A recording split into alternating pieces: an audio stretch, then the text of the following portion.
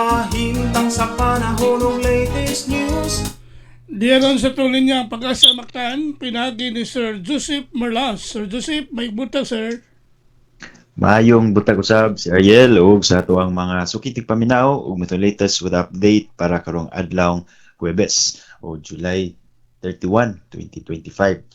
Ang habagat o southwest monsoon mao'y weather system nga padayon nakaapekto sa atong nasod apan anam-anam na makuha ni mga dala niya ng mga significant rains diha sa Luzon, labi na diri sa Kabisayan.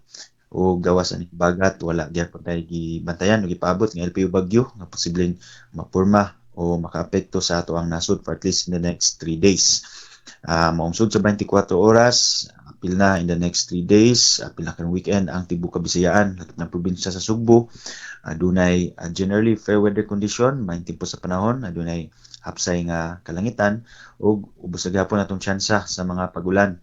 Kung naaman kini mga very isolated cases, posible dili ra magdugay o mga passing rains lang. O gani tibuok gabi ang tuna karong mga oras wala tay nakita na mga pagulan diri sa Central Visayas. Para sa kahimtang sa atong hangin ug kadagatan ang tibuok Visayas adunay hinay ngadto sa kasarangan nga hangin nga gikan sa habagatan. Ngadto na sa habagatan kasadpan, batuang kadagatan adunay gagmay ngadto na sa kasarangan nga mga pagbalod, wala ra tay gipaabot nga maisa o isa nga gale warning.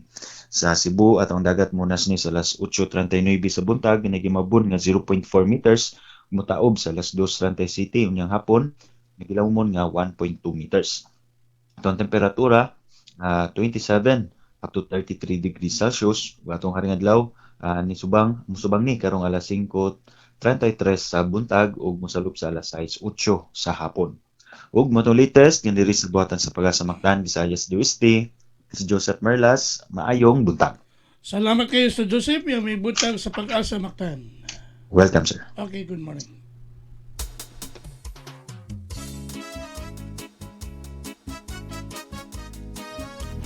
Inyo gadabati ang atong dagan sa kahimtang sa panahon. Action. Pinagi ni Sir Joseph Merlas ang atong weather specialist gikan sa Pag-asa Mactan nga naghatod sa atong dagan sa kahimtang sa panahon kun weather update nining adlaw Huwebes pizza 31 tuig 2025. Sa TV stations. Ang atong dagan sa kahimtang sa panahon pinagi ni Sir Joseph Merlas nga naghatod sa atong weather update nining adlaw Huwebes. Salamat kayo sa Pag-asa Mactan. Sa kabisi magkatungan, adunay live nga misa, mutambong og magamputa, Kristong balitan.